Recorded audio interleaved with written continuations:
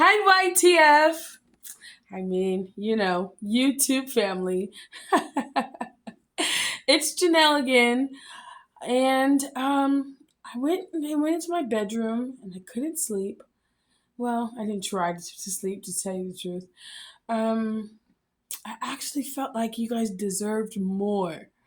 And I said to myself, Janelle, let's give the viewers more. Okay?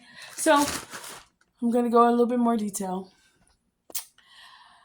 I am a middle aged woman. Well, halfway, half of the half, a third of the way, you call it, right? So that's 36, of course, okay?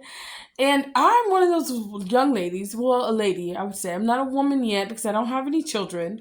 However, I'm one of those ladies that are not ashamed to tell you their age because I feel like at the age that I am, I have reached a substantial amount of success, and I'm successful in my life, in my job, in my career, whatever that may be. Now, it's a content creator, as you would like to see. However, YouTube says you have to get up to, I think, like 1,000 hours or 1,000 views or something like that. So we're going to shoot for the stars and aim for the moon. You never know what you can achieve whenever you set your goals really high and they're obtainable.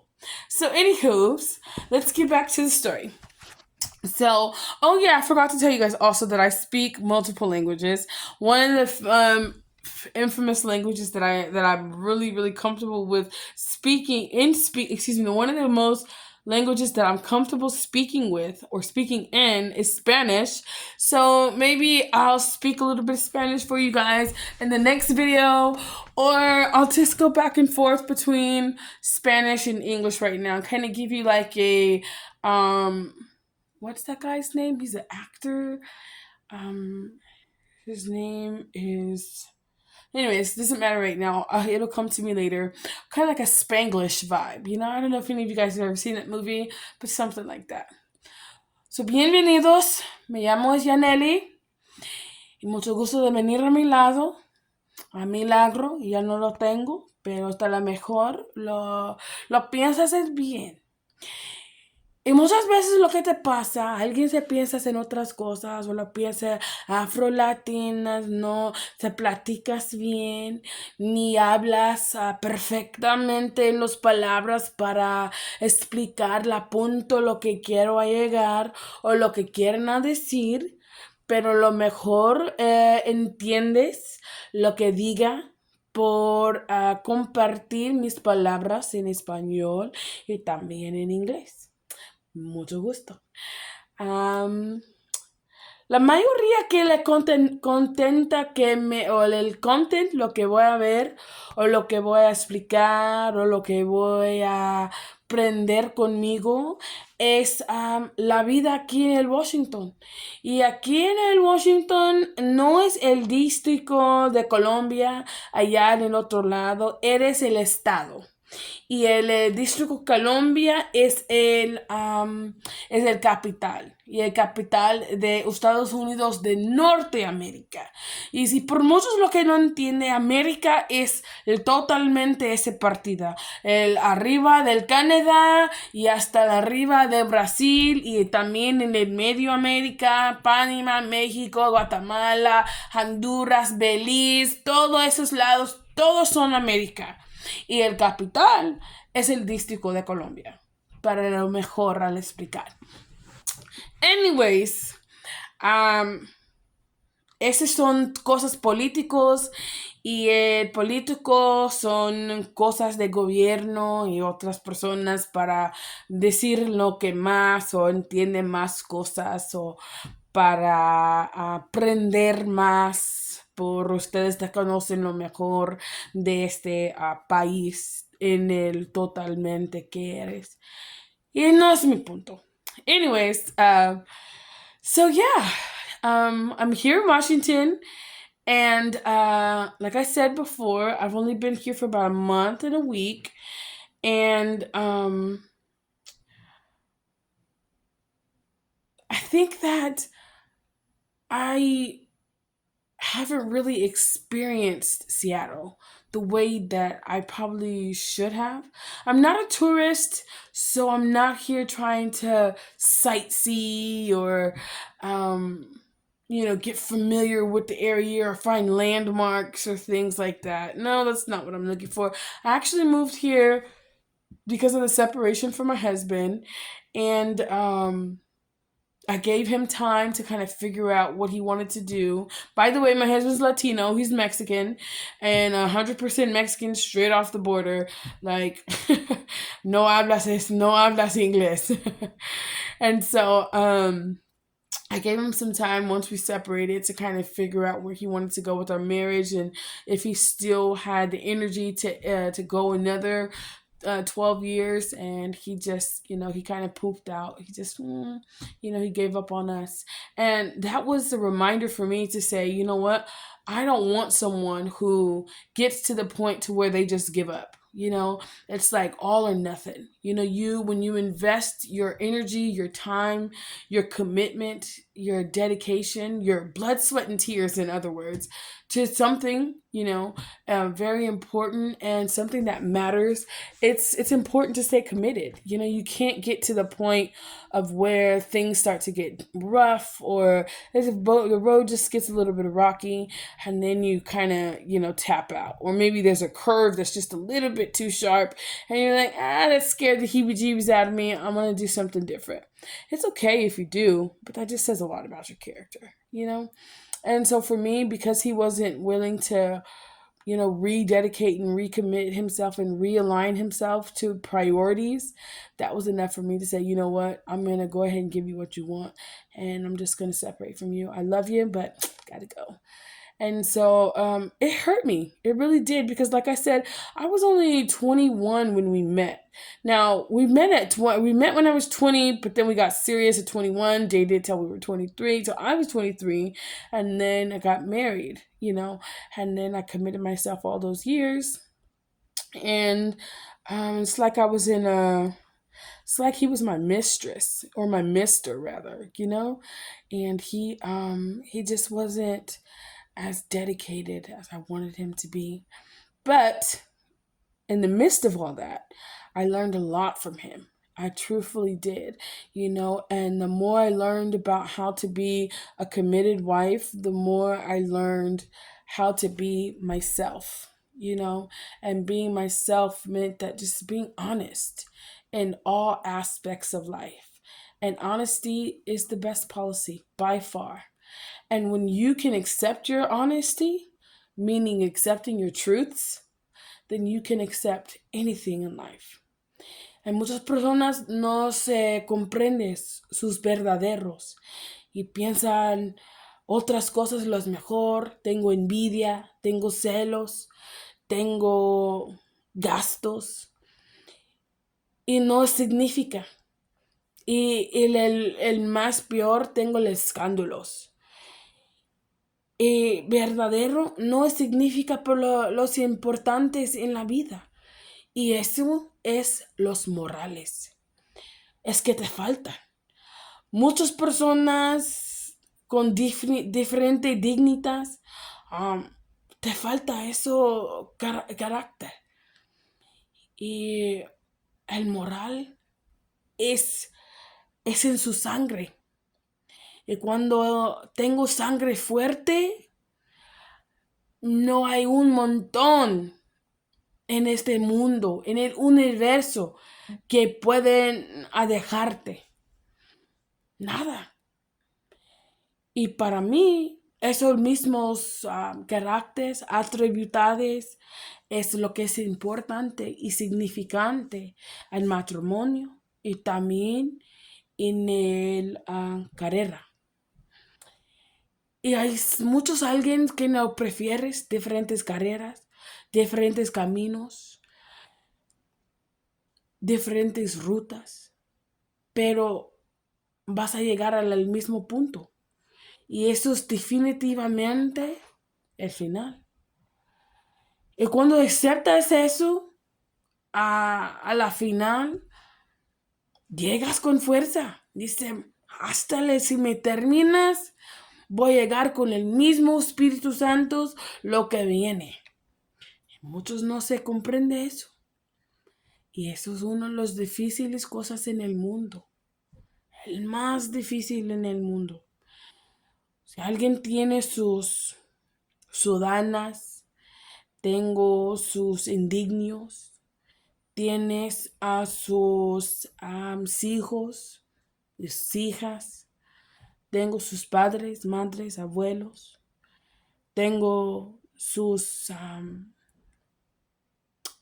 pastores, sus primer ministerios, sus presidentes y el más, los reyes.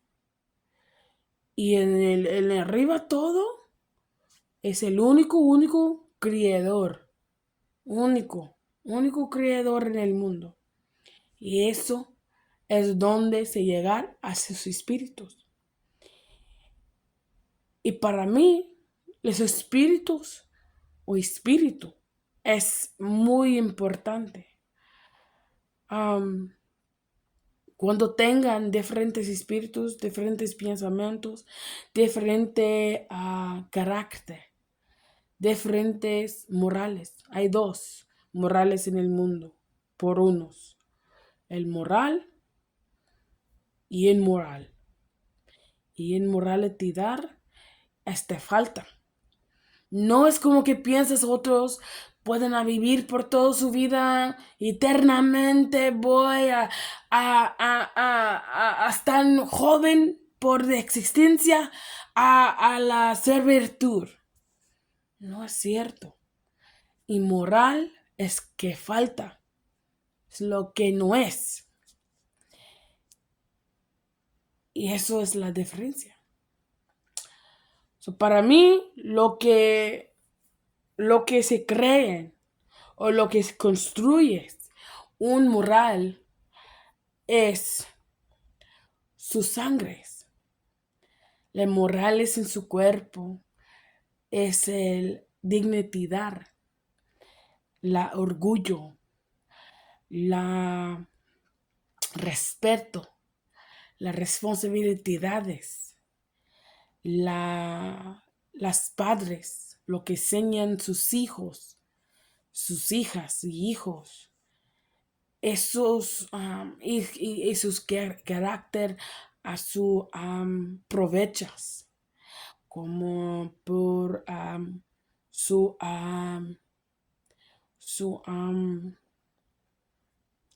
misiones a la hermanos, a las iglesias.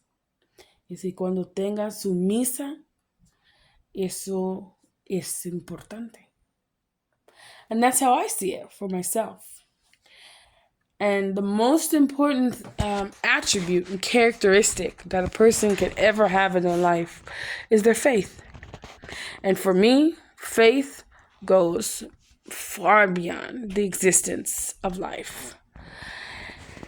And like I tell a lot of my friends, when I did have friends in California, how you find yourself or what follows you in this life is what goes or takes you to the next. Like, for example, some people think that they have bad dreams, or not even think, like in real time, in reality, they have bad dreams and they just can't seem to get their life together, or they're sick, things aren't going well. And I'm not saying this for everyone, but for the most part, okay? Things aren't going well, and nothing seems to shape up and turn out the way that it should be. It's because something bad's probably following you. Or you can have all of those things in reverse and say you're happy, your life's well put together, you have a husband, children, big home, big cars, all these wonderful things, but internally you're wicked. You just can't seem to enjoy the things that you have. En esas palabras en español es disfruta. Disfruta la vida. To enjoy your life. And to enjoy your life is in the ways that you obtain them. I know people in the past that have not done things so quite nicely, right? To get things, to obtain, to have, to obtain things. And they didn't seem to enjoy it, or it didn't last forever. And it comes from how you get those things. And so sometimes people don't realize that you don't enjoy the things that you have because you didn't get it the right way. And a wonderful attribute that I always use in my life is this. Anything that is worth having is worth working hard for. And one of my other favorite attributes, a very, very wise man once told me this. And he says, a great king does not conquer through force nor fear, all by choice and volunteer. Meaning that the people will want you. The people will cry out for you. The people will say, my king, my king, my queen, my queen. They will come to save me. They will be there for me. They would never be forsaken me. And those are attributes and characteristics and morals that you look for in hierarchy, whether it may be a prime minister, president, and a king and or a queen. And some people don't always do what's best for the people. They do what's best for themselves. And that really doesn't say too much about your servitude, because any true position of authority is truly to serve the people. And it doesn't mean without gratification. It just means that you do what's best for everyone, not just yourself. Because in the long run, it won't pan out to be what you want it to be. And so, being here in the West Indies and North America, to be exact, Northwest America, in both ways, which is kind of funny because we're in the west coast of the West Hemisphere, in the North region of North America. So it's like west, west, north, north. Anyways, this is a fun fact, but that's how I see things, you know. So all of that in comparison to my marriage makes me realize that the character and the contents that we create are the contents and the character of our hearts. And no matter what picture you try to paint, people will always see it from their perspective. And opinions are constantly and consistently deterred by biasness. And biasness doesn't mean like, oh, I believe a little bit of this, a little bit of that. No, it's biasness by desires of your heart, desires of the flesh, in which perspective that you're viewing them and how it's relative to what you want to see. I had a friend who had worked many, many years, I mean centuries if you really ask me, in an authoritarian position. And this person had worked in a deep, dark position of that authoritarian career that he had chosen for himself. And so in his personal life, it seemed like everything was going accordingly. Like the same thing in the same ways that he's seen in his job. And so he felt that someone was after him. And so he discussed this with me and he explained this to me. And he's like, I've always had good intentions and I've always wanted what's best for the people. You know, I don't take bribes and I don't do this and that and so on and so forth.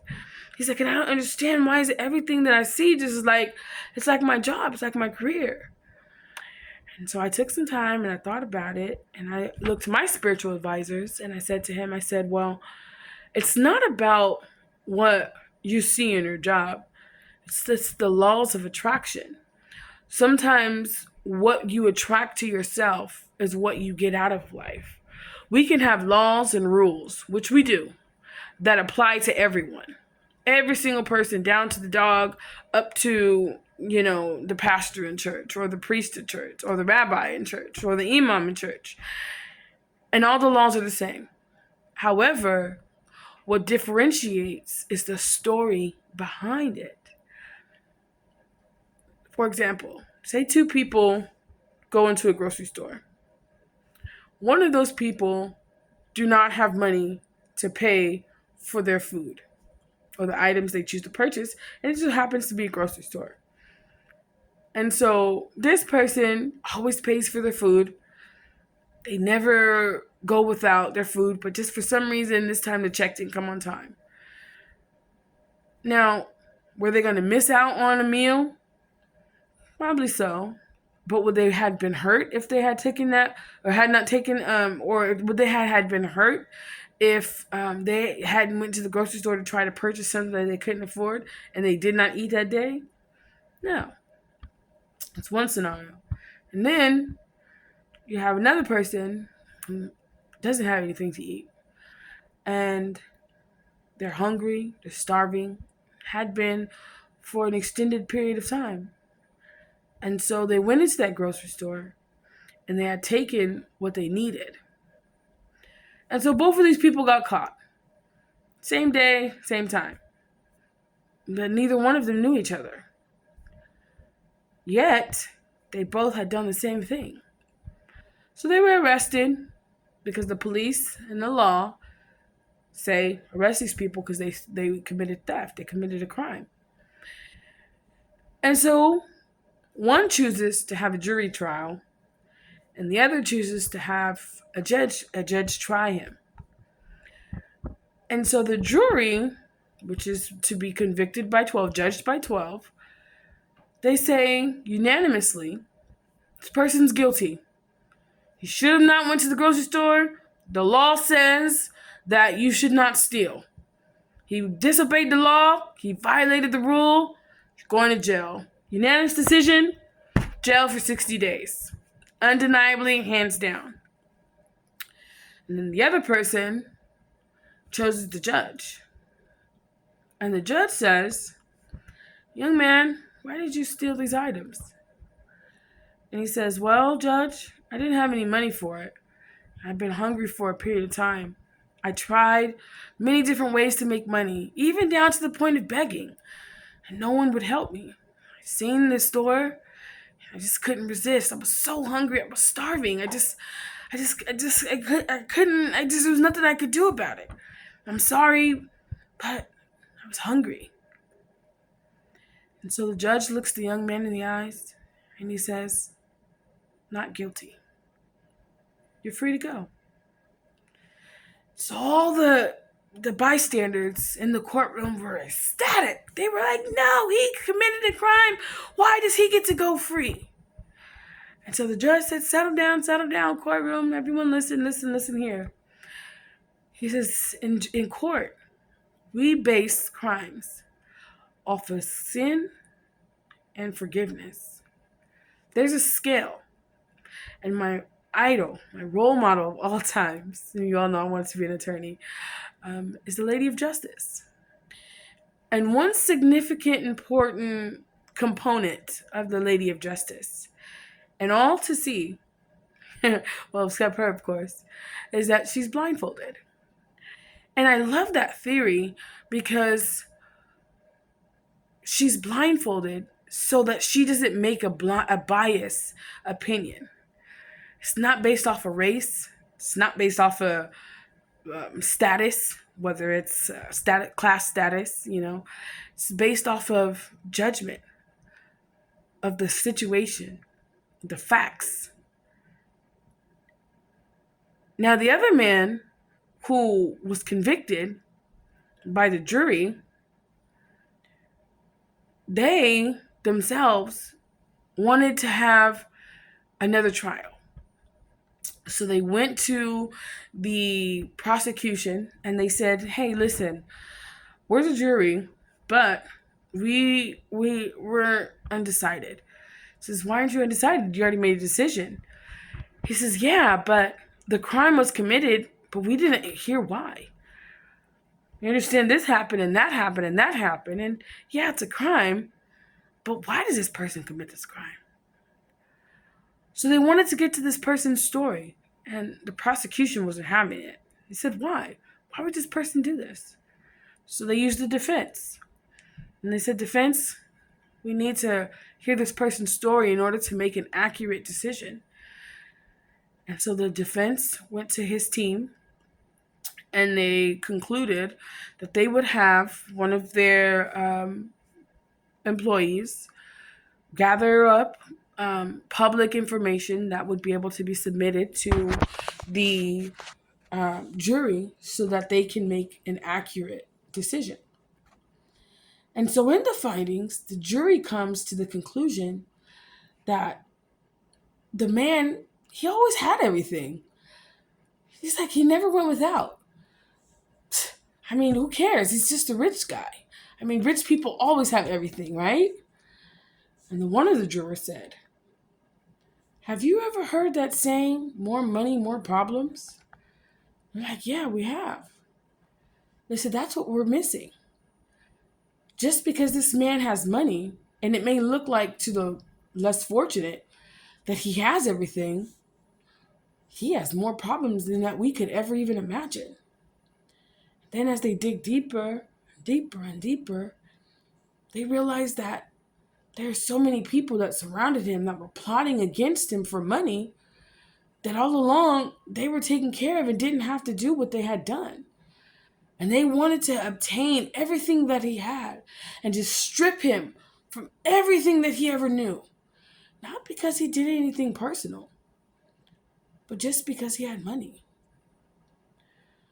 So the jury went back and they recanted their testimony, their verdict. And they said, we once said that he was guilty. Now we're going to conclude and draw this decision that he's guilty, but he's also a victim of circumstance. Some people might think that the decisions of both of those cases were inaccurate or incorrect. And I would have to say to you, what would be your perspective? And how would you view them? Just because a person has money doesn't mean that they don't know what it's like to have problems. They may not be the same problems, but it doesn't mean that problems don't exist. I've experienced in my own personal life to see what it's like to be in less fortunate situations and fortunate situations.